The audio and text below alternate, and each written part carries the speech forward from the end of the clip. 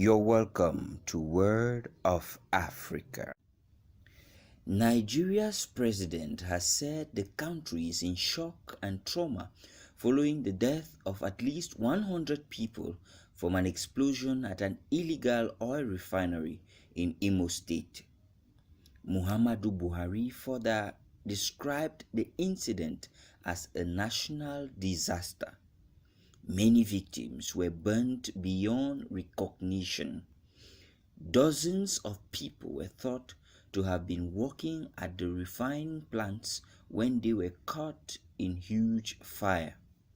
The president has offered his condolences to the families of the victims and said those responsible for the explosions must be caught and brought to justice.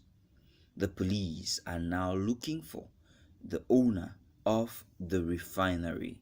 For more news on what's happening across Africa, subscribe, comment, and hit the notification icon. Thanks for watching Word of Africa.